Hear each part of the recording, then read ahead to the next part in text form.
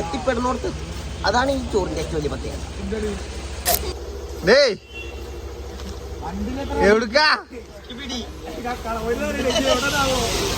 ഞങ്ങൾ ഒരു ട്രിപ്പ് പോകണം ഗൈസ്. എവിടേക്കല്ല, കക്കാടംപൊയിലേക്ക്. ഇവിടുന്ന് ഏകദേശം ഒരു 60-62 കിലോമീറ്റർ ഉണ്ട്. ട്രിപ്പ് പോകുമ്പോൾ ഏതെങ്കിലുമൊക്കെ പണി കിട്ടുന്ന സാഹചര്യം അതുള്ളതാണ്. അതേപോലെ ഒരു പണിയാണ് ഞങ്ങൾക്ക് കിട്ടിയത്. ഞങ്ങൾക്കല്ല, ഒപ്പമുള്ളവർക്ക്. കാരണം അവന് ചാവി തുറക്കാൻ ഈ കാണിച്ചില്ലേ, ആ ആയുധം വേണം. പിന്നെ നമ്മൾ പെട്രോളൊക്കെ അടിച്ച് നേരെ ലൊക്കേഷൻ ഇട്ടു. കക്കാടംപൊയിൽ നട്ട് ലൊക്കേഷൻ. പക്ഷേ അവിടെ നിന്നാണ് പ്ലാൻ ഒന്നുകൂടി മാറിയത്. നേരിട്ട് കൊടുക്കുത്തിമലയ്ക്ക്. പിന്നെ ട്രിപ്പ് പോകുമ്പോൾ നിങ്ങൾക്ക് പറയേണ്ട ആവശ്യമില്ലല്ലോ. കുറേ പ്രകടനം വണ്ടിമ്മളത് ഫോട്ടോ എടുക്കുക എല്ലാം കഴിഞ്ഞിട്ട് ഞങ്ങൾ നേരെ പോയി. ഇവിടുന്ന് ഏകദേശം പറഞ്ഞ പോലെ നമുക്ക് ചങ്ങരോളിൽ നിന്ന് വന്നത് 1 മണിക്കൂറിൻ്റെ യാത്രയാണ്. 1 മണിക്കൂറും 25 മിനിറ്റിൻ്റെ യാത്രയാണ്. ഞങ്ങളുടെ പ്ലാൻ പ്രകാരം ഞങ്ങൾ ഇറങ്ങേണ്ടത് ഒരു 4 മണിക്കായിരുന്നു. പക്ഷേ എന്തുകൊണ്ടാണെന്ന് അറിയില്ല, എല്ലാവരും കൃത്യസമയത്തിനെത്തി. 6 മണിക്കാണ് ഇവിടെ നിന്ന് ഇറങ്ങിയത്.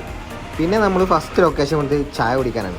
എല്ലാവരും ഓരോ കാലിച്ചായയും പിന്നെ അവിടെ എന്തൊക്കെ ബിസ്ക്കറ്റാ, പൊറാട്ട, പൊരിച്ച പത്തിരി അങ്ങനെ എന്തൊക്കെ ഉണ്ട്. അതൊക്കെ എടുത്ത് കഴിച്ച് നേരെ വിട്ടേ നമ്മൾ കൊടുകുത്തിമലയ്ക്ക്. സംഗതി ഞങ്ങൾ കോട്ടൊക്കെ എടുത്തിട്ടുണ്ടെങ്കിലും രാവിലെ മഴ ഉണ്ടാകുന്നില്ല കേട്ടോ. അപ്പോൾ ഞങ്ങൾ വിചാരിച്ച് കോട്ട് വേസ്റ്റ് ആയിരുന്നു. പക്ഷേ ഒട്ടും പ്രതീക്ഷിക്കാതെ മഴ പെയ്തു. അപ്പോൾ ഞങ്ങൾ ഹാപ്പിയായി. കാരണം കോട്ട് എടുത്ത് മുതലായല്ലോ. പിന്നെ വേറെ എന്താ പോസ്റ്റ് ഇട്ട് വെച്ചാൽ അവിടെ പൂട്ടിയിട്ടേക്കായിരുന്നു. എന്തേലും മുഞ്ചിണ്ട് നമ്മള് എന്താ അടുത്ത പരിപാടി ചർച്ച ചെയ്യുന്നിടയിൽ നമ്മൾ 2 പയ്യന്മാരെ കണ്ടുപിട്ടി. അവര് പറഞ്ഞ് അവർക്ക് ഒരു സ്ഥലം അറിയാം, അങ്ങോട്ട് കൊണ്ടുപോകാന്നുള്ളത്. ഒട്ടും പ്രതീക്ഷിക്കാതെയാണ് അവരെ പിന്നാലെ ഞങ്ങൾ പോയി. അത് കുറേ നടക്കാണ്ട് കേട്ടാ. ഒരു റബ്ബർ തോട്ടത്തിൻ്റെ ഉള്ളിലൂടെ ഒക്കെ നടന്ന് അടിയിക്കണ്ട് എത്തണം.